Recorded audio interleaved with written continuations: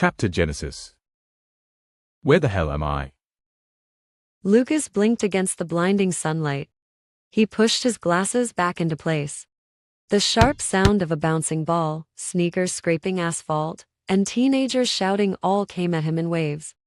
A whistle pierced the air. The heat of the sun beat down on his face, and he squinted at the cloudless blue sky above. He was flat on his back on a concrete court. The outdoor basketball court. Lucas, you good? A voice called out nearby. You've got a free throw. He sat up slowly, dazed. The world tilted for a moment. Around him, familiar faces looked on. Teenagers in gym shorts and t-shirts, sweat glistening under the sun. He was back. High school? Just a moment ago, Lucas Anderson had been alone in the cold embrace of the city night. Navigating the maze-like alleys, he trudged home beneath flickering street lamps that cast long, dancing shadows on the wet pavement. Rats darted past, invisible to most, just like him. The occasional drunk or homeless soul shuffled by, lost in their own worlds. Lucas hardly noticed anymore. They were ghosts. And most days, so was he. In the virtual world, Lucas was a master. A quiet wizard of code. His mind moved like clockwork, precise, logical, methodical. But in reality, he was boxed into a cramped apartment and a salary that barely kept up with rising rent. Respectable job? Sure. Fulfilling life? Not even close. Every day was the same loop. Work, eat, sleep, repeat. And yet, behind his tired eyes was a mind brilliant enough to solve anything. Except the ache in his chest. Humble, private, invisible. Even in kindness, Lucas receded. He had learned how to disappear from attention and noise. It was safer that way. Tonight, for the first time in years, he had spoken to something. Someone greater. The idea of God had always intrigued him, more as an intellectual curiosity than a matter of faith. He recalled reading a tattered book on the concept in the pristine white bathroom of an ex-girlfriend. Strange place to ponder eternity. But tonight, in a moment of weariness and half-joking desperation, Lucas stopped under the glow of a lone streetlight, dropped to one knee, and whispered, "If you're real, let me go back. Let me change my life." The prayer hung in the air like smoke. Then the sky cracked open. A flash. Blinding, impossibly bright. He felt it inside his veins, not on his skin. The heat, the pain, the pressure. A sharp jab at his temples, a wave of dizziness then. Grass. Sunlight. And voices. Lucas, hurry up. You've got one more shot. The voice yanked him back to reality. Or whatever this was. He pushed himself to his feet, the asphalt radiating heat through his sneakers. His body felt strange. Light. Younger. His eyes darted down. Familiar gym shorts, beat-up sneakers, an old-school jersey clinging to his back with sweat. This was his old high school PE class. This was that day. The score stood at 22-22. Everything came down to a free throw. He had lived this exact moment before. And missed. He took the ball. The crowd was quieter now. Even the usual bullies were watching. A few girls called out faintly. Lucas, you got this. He steadied his breath. The first throw. A brick. Off the rim.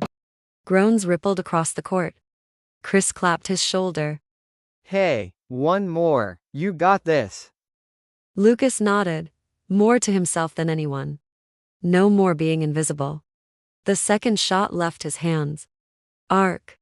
Silence. Swish. Cheers exploded from his classmates. The buzzer rang.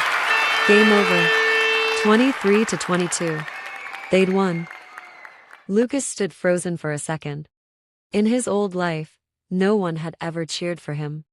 Now he heard his name echoing across the court. Bro, where'd that come from? Chris asked, slapping his back. Did you glitch the Matrix or something? Lucas smirked. Even a broken clock's right twice a day. As they grabbed their things, a breeze drifted past. He turned, and there she was. Catherine. She stood a few steps away, sunlight catching the strands of her golden blonde hair, making them shimmer like silk. Her sky-blue eyes sparkled with quiet confidence. Sharp, but kind. She wore a simple white tee and denim skirt, yet carried herself with the effortless grace of someone who didn't need to try. She smiled gently at Lucas. Nice shot. Lucas's heart skipped. Thanks. He mumbled, completely unprepared.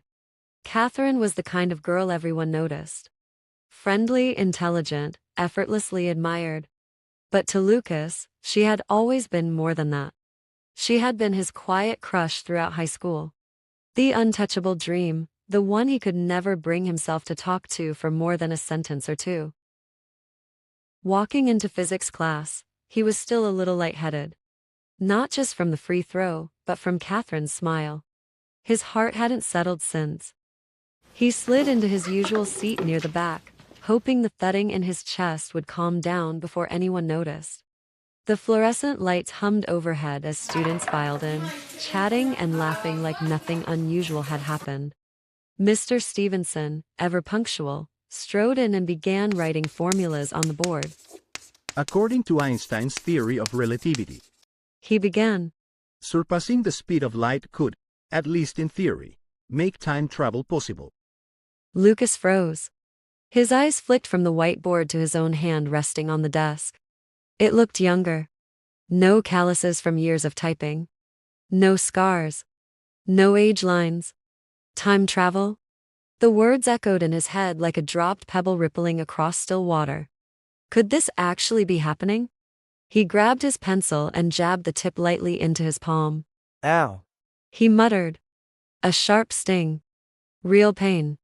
He stared at the tiny gray mark, his breath catching. So, this must be real. He whispered. While Mr. Stevenson rambled about E equals MC squared, Lucas's thoughts spiraled. Why me? Why now?